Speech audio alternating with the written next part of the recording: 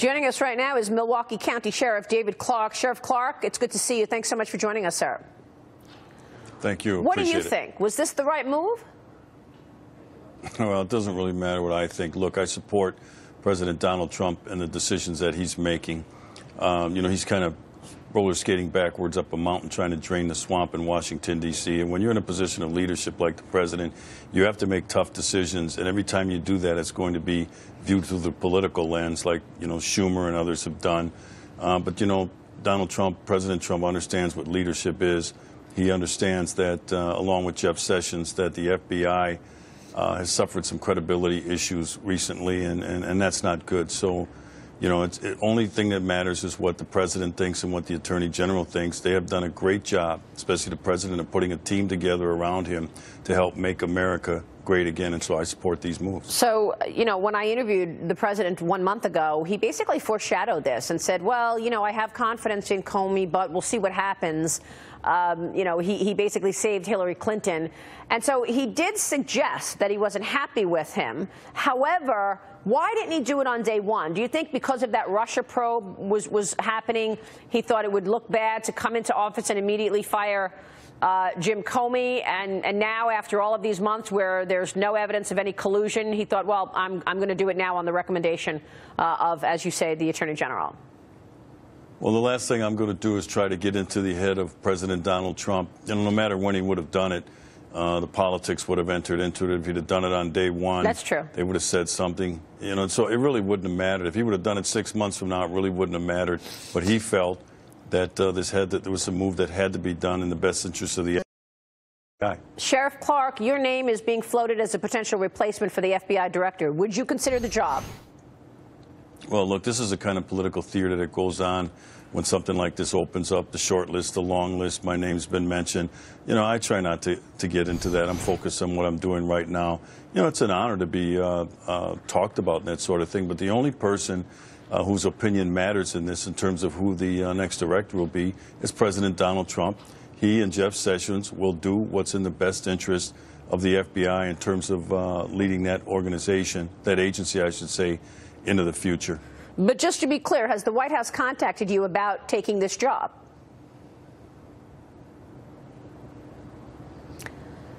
Sheriff Clark, has the White House contacted you about potentially taking this job?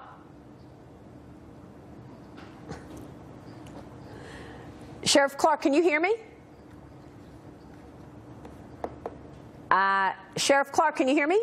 We're going to check his audio. He was hearing me fine before I asked that question. We're going to get to this breaking news. They're checking his audio on Sheriff Clark, but we do have this breaking news. Secretary of State Rex Tillerson is meeting with Russian Foreign Minister Sergei Lavrov right now at the State Department in Washington. Lavrov is set to meet with President Trump this afternoon, and we will bring you any highlights from Tillerson's meeting with Lavrov as they come. Earlier, we spoke with a number of guests. In particular, Nicholas Burns said that in order for its own credibility, the White House must bring up to Lavrov today that they will not tolerate interfering with an election in the U.S. So we'll see if that subject comes up, either with Rex Tillerson or with President Trump. And we're going to bring you the details as that meeting takes place. I am talking right now with Sheriff Clark, Sheriff David Clark. And Sheriff, because your tough stance on crime, many want you to either run for Senate or take the FBI job. So let me ask you this, Sheriff Clark. Have you heard from the White House in terms of asking you potentially to take the FBI job? No, I haven't, but even if I did, I don't think I'd tell you. Those kind of conversations are confidential. But, I stand by and I wear it as a badge of honor, my position on crime, my position on the rule of law, and, the protection of law-abiding citizens, which I've done for nearly 40 years. And are you considering running for Senate, sir? That's very unlikely. Unlikely. Let me ask you, Sheriff Clark, we've been talking this morning about Chicago. They've had their 200th homicide in Chicago, Sheriff. It's a horrible situation there. The 200th homicide of the year, according to the Chicago Tribune. This grim milestone was reached after several shots were fired and a man was killed Monday night.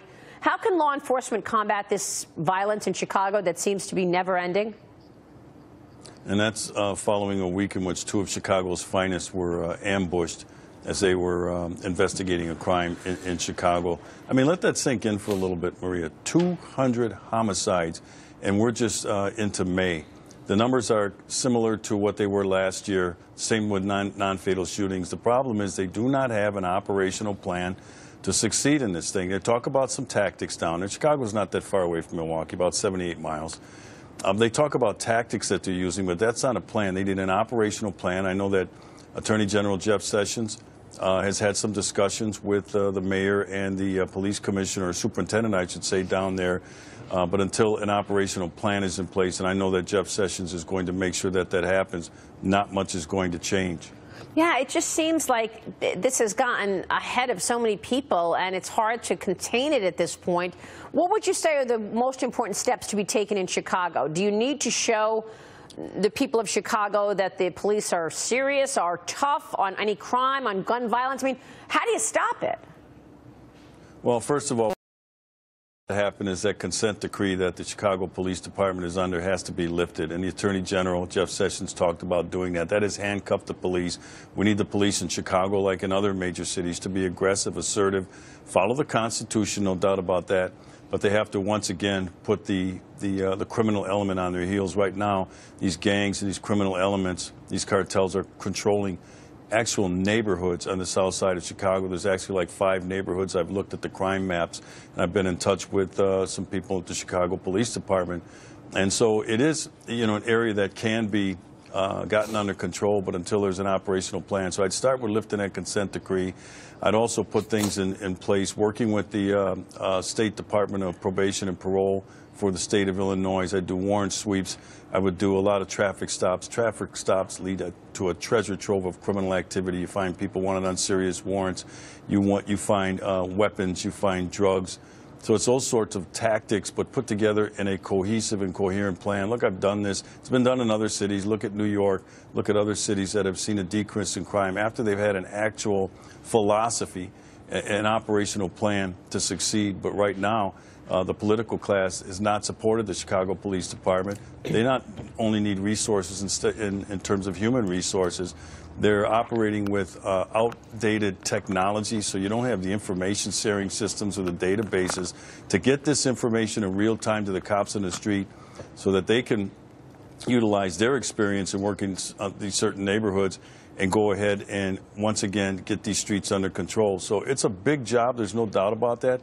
But now we have an Attorney General who's going to offer the resources. The federal government isn't going to move in and take over Chicago, but they're going to offer the federal resources to assist the local police department or the Chicago Police Department to get this thing under control, because you have good law-abiding citizens living in these areas, and they're living in fear, they're living in terror.